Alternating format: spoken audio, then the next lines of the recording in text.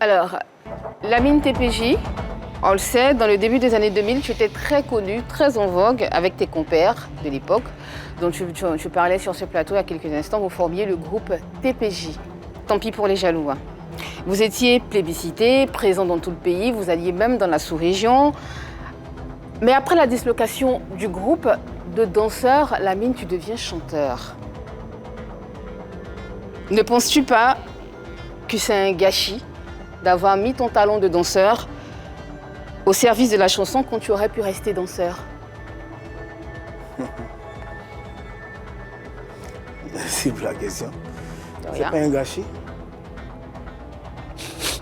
Non. En quoi ça peut... Vas-y. Parce que c'est de la danse que je suis devenu chanteur. Oui. Donc je vois que c'est une évolution pour moi. Quelqu'un qui dansait devient chanteur. D'accord. Pour toi, c'est une évolution. Donc quand on danse, et automatiquement on doit devenir chanteur. Parce que non, quand on devient... pas automatiquement. D'accord, pas automatiquement. Donc quand on sort de la danse et qu'on devient chanteur, pour toi, c'est une évolution. Oui, pour moi. Parce que il faut te sentir dans la chose avant de l'entamer. Si tu sais qu'en allant chanter, ça va marcher pour toi là, tu ne vas pas y aller. C'est parce que je savais que ça allait marcher pour moi et que je me suis lancé dans la chanson. Lamine, ça fait une dizaine d'années quand même que tu es dans une carrière solo. Tu penses que ça marche? Oui, très bien. Ah bon? Oui. Comment ça marche? Quel tube tu as sorti? Quelle chanson tu as sorti qui est devenue un tube que tout le monde connaît en Afrique et dans la sous-région? J'ai sorti l'Ekita. D'accord. Featuring avec DJ Mix en 2014. D'accord. Et j'ai fait la carrière solo, je l'ai commencé en 2012. Oui. Et 2 ans après, 2014, je sors l'Ekita, ça fait un boom.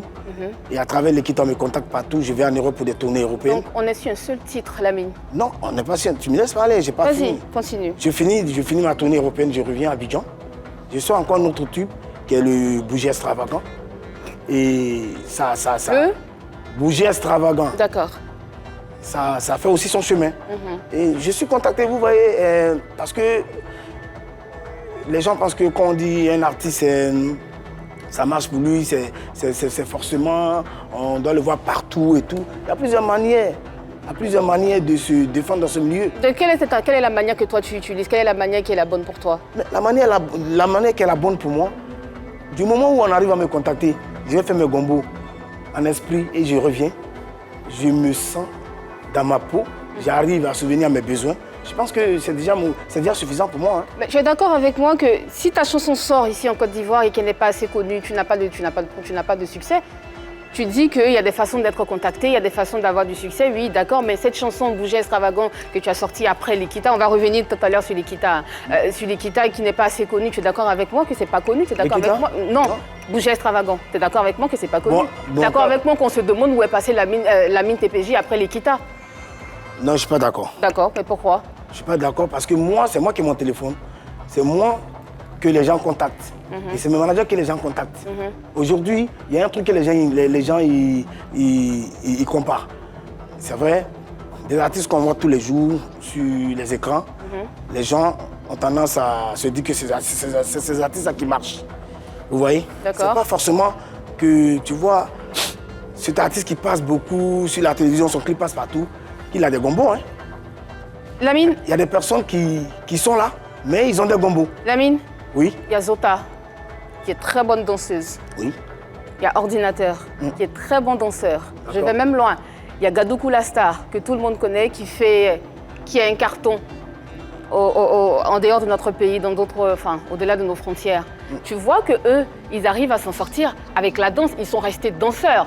Tu as quitté la danse, tu es devenu chanteur. Lamine, tu es d'accord avec moi que ta carrière peine?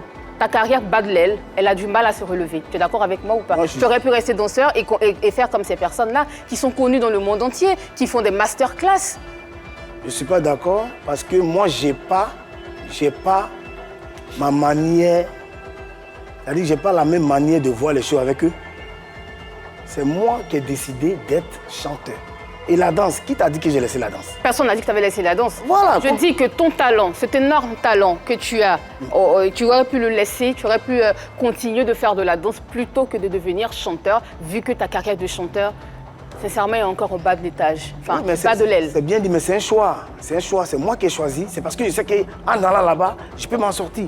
Et puis, un artiste, quand tu sors une chanson, et que même si ça ne fait pas un succès, comme vous le voulez, Mais tu te décourages pas, tu fais toujours des chansons. Ceux qui ont des succès aujourd'hui, là, vous pensez qu'ils ont sorti 2 ou 3 chansons que ça a pris? Il y a des chansons que vous ne connaissez pas, que ça n'a pas pris. Pourtant, avec la danse, tu avais du succès, tu n'as pas besoin de sortir 10, 3 pas de danse. Enfin, tu avais du succès, on connaissait la même j'avais du succès, il était partout en Côte d'Ivoire, il était partout dans la sous-région, au Mali, au Burkina, il voyageait. Oui. Il vivait de son art. Mais aujourd'hui, ah oui, d'accord, tu voyages toujours avec tes sons qui ne sont pas connus. Hein. Non, mais je suis désolé, moi, mes sons sont connus. D'accord. Tu parlais tout à l'heure de l'Ekita. Selon nos indiscrétions, l'Ekita appartiendrait à un DJ de San Pedro, DJ Onel. Tu confirmes? Je confirme pas. Non? Tu n'as jamais entendu parler de cette histoire? Oui, j'ai entendu parler. D'accord. Et non, ça ne lui appartient pas. C'est ta chanson à toi? Ça ne lui appartient pas. D'accord. Parce qu'on dit dans le jargon, celui qui met le concept à valeur, c'est lui le propriétaire du concept. Celui qui met le concept à valeur. Ça veut dire que ce concept a un père. Et le père de ce concept, c'est DJ Onel. Et toi, tu as juste vulgarisé ce concept, c'est ça? Je suis désolé. Pourquoi? Mais pourquoi tu es désolé? Sur quoi vous basez pour dire ça? Mais tu dis tout à l'heure que c'est lui qui met le concept en valeur. Parce qu'il a sorti l'Ekita aussi. Oui. Donc, comme il a vu que son l'Ekita est faible et qu'il a vu que son l'Ekita n'a pas fait quelque chose dans ce milieu, et il se met là pour dire de n'importe quoi. Et en ce moment, le l'Ekita de la mine TPJ fait son chemin. Ça en parle et ça fait voyager la mine. Mais c'est qui le propriétaire du l'Ekita? Donc c'est toi le propriétaire de l'Ekita? Bah, c'est moi le propriétaire de l'Ekita. Alors que si quelqu'un d'autre a fait sortir sa chanson, toi tu as juste copié sur la chanson. Mais qu'est-ce qui vous fait dire ça? C'est quoi vos preuves? Mais c'est ce que tu es en train de dire, Lamine. Je me base sur tes propos, en fait. Je rebondis sur ce que tu es en train de dire. Tu dis que le père d'un concept, c'est celui qui le met en valeur. Alors que ça veut dire, ça veut dire entre deux mots, c'est que ce concept appartient à DJ Onel, qui est un DJ de San Pedro. Son concept, sa chanson n'a pas marché. Et toi, tu as sorti l'Ekita qui a fait bim, qui a fait un boom. Et donc, tu profites. Le contraire, c'est retombé de ton succès, c'est ce que tu es en train de dire. Non, mais je sais pas. C'est ce que tu as dit tout à l'heure. Non, c'est pas ce que j'ai dit, peut-être que tu entends. Alors, donc redis ce que tu as dit tout à l'heure. Alors, redis. Vous avez parlé de DJ Onel. Vous m'avez dit si j'ai déjà entendu parler de cette histoire. J'ai dit oui. Et j'ai dit oui dans quel contexte? Parce qu'il a sorti l'Ekita comme moi. Et s'il sort l'Ekita que moi, je sors l'Ekita. Mais les deux sont en concurrence. Si pour moi a pris le dessus, mais dans le jargon, on dira que c'est la mine, puisqu'il y a un qui est en train de concurrencer. On dira que c'est l'ami, le propriétaire de l'Ekita? On dira. Bah oui, mais c'est ça. D'accord. Si on doit juger. Sinon, tu es conscient que ce n'est pas ton concept.